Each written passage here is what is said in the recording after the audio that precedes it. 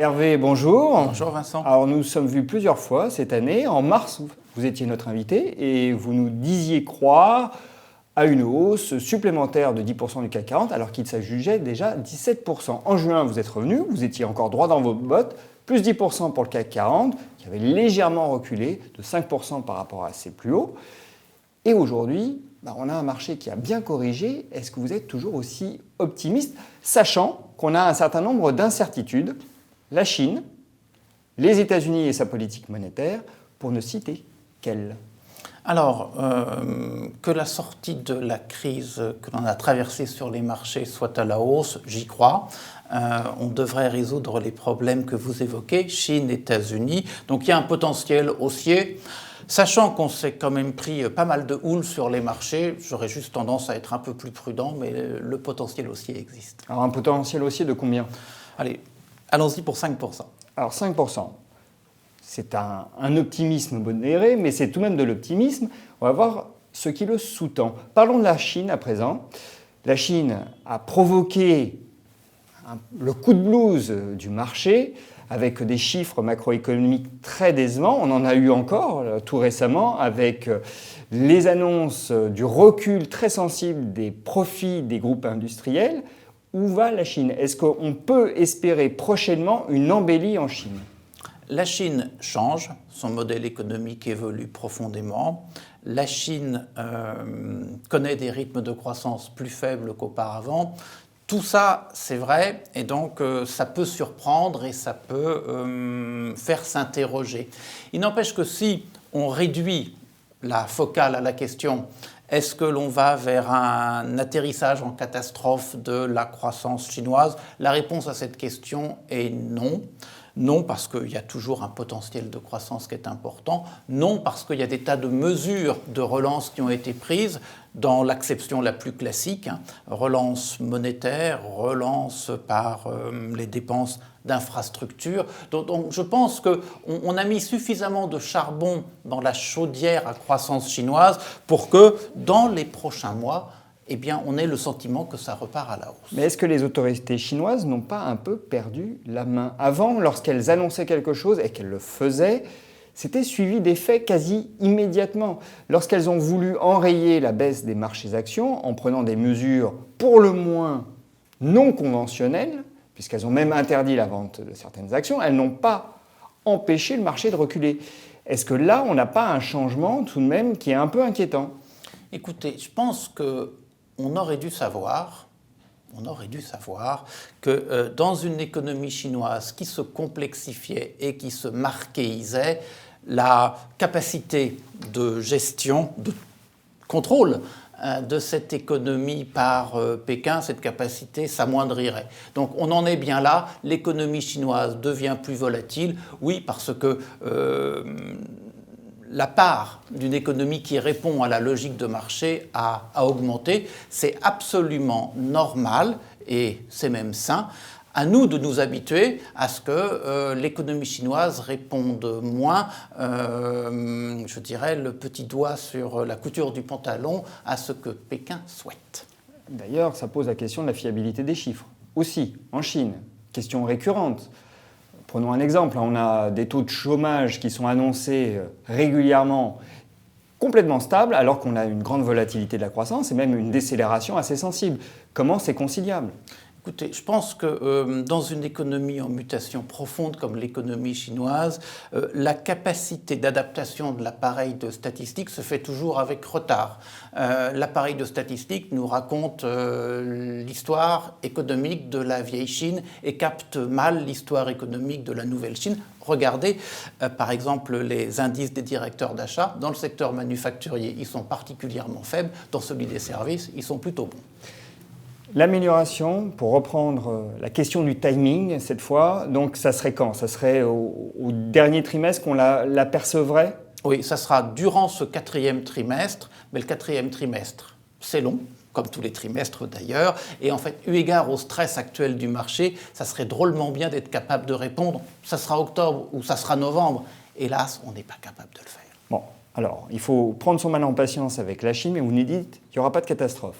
États-Unis maintenant, là on aimerait savoir où va la Fed. Alors, Est-ce que la Fed va réellement relever ses taux comme le semblent indiquer certains de ces barons qui se répandent dans la presse aujourd'hui pour dire ça sera avant décembre? Est-ce qu'elle va le faire ou pas? Ou est-ce qu'elle est finalement entravée dans sa volonté de resserrer sa politique monétaire par la fragilité même de la croissance américaine, qui là encore envoie des signaux plutôt mitigés? Alors oui, là encore, il y a un manque de lisibilité. La Fed, malgré des erreurs de communication ou un manque de clarté en la matière, a envie de commencer à relever ses taux, simplement parce qu'elle se dit, si demain il y a un vrai pépin, soutenir une activité avec des taux directeurs à l'entrée dans les difficultés proches de zéro, ça ne va pas être simple. Voilà, c'est aussi facile que ça.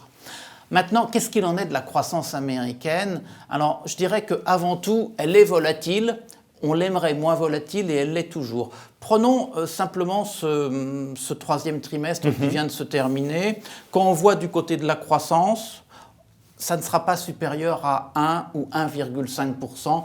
Avant tout parce qu'il y a une correction de stock. Ils étaient trop lourds avant et la correction est sans doute massivement intervenue durant ce trimestre. En phénomène d'écho, on voit ça sur l'emploi, déception sur les chiffres d'août, déception sur les chiffres de septembre. Je pense que la tendance de la croissance américaine reste bien autour de 2,5 points.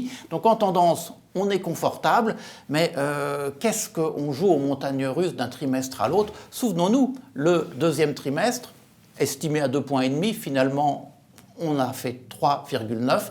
Et bien le troisième trimestre, il était aussi estimé à 2,5 points, et peut-être qu'on ne fera qu'un point. Toujours est-il que vous estimez que la croissance américaine est suffisamment solide pour que la Fed se permette une hausse des taux d'ici la fin de l'année?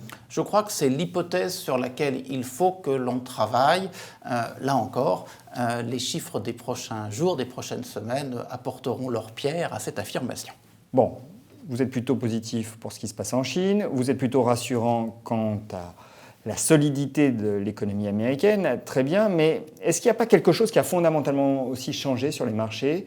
Un paradigme qui est autre aujourd'hui, ou l'entrée dans un nouveau paradigme. Avant, c'était les banques centrales qui étaient au soutien, qui indéfectiblement assuraient la liquidité et permettaient aux marchés boursiers de monter.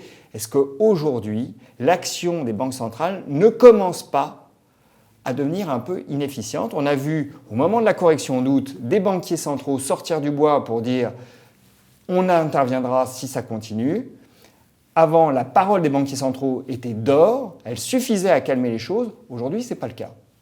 Alors, il y a un vrai débat pour essayer de le centrer sur les interrogations actuelles du marché. Il est clair qu'on est en train de changer d'époque en matière de banque centrale.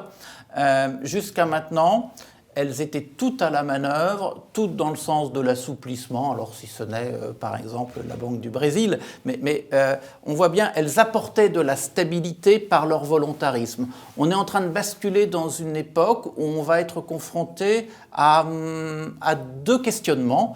Le premier, c'est que certaines banques vont commencer la normalisation. C'est le cas de la Banque centrale américaine. Peut-être qu'au Royaume-Uni, la Banque centrale suivra. Et donc, on voit que qu'est-ce que ça veut dire? Quelles sont les implications de marché? Tout ça n'est pas très clair. Et puis, si certaines vont dans cette direction, d'autres sont soupçonnées de vouloir accentuer leur volontarisme. C'est le débat sur la Banque du Japon, c'est partiellement le débat sur la Banque centrale européenne. Et donc, là où elles étaient apporteurs de stabilité, par la convergence de leur action. Aujourd'hui, il y a de la divergence avec des interrogations pour celles qui vont commencer à normaliser. Et c'est vrai qu'on n'est plus dans le même environnement de banque centrale pour les marchés. C'est supportable si il y a une meilleure compréhension et de meilleurs chiffres économiques. Si par contre les chiffres économiques ne sont pas au rendez-vous et si la perplexité reste forte dans la tête des investisseurs, ça ressemblera un peu à un paradoxe. Mais vous vous inclinez plutôt pour un scénario favorable? Oui, parce que je pense que du côté de la croissance sur la Chine, sur les États-Unis, sur l'Europe, ça devrait aller mieux. Le pire est plutôt derrière pour les autres grands émergents. Et donc, dans ce cas-là, on aura une capacité à absorber ce questionnement sur les banques centrales, même si au final, ça ne crée pas spontanément un potentiel de valorisation important pour les actifs risqués, pour revenir sur le premier point. Hervé, merci. Merci Vincent.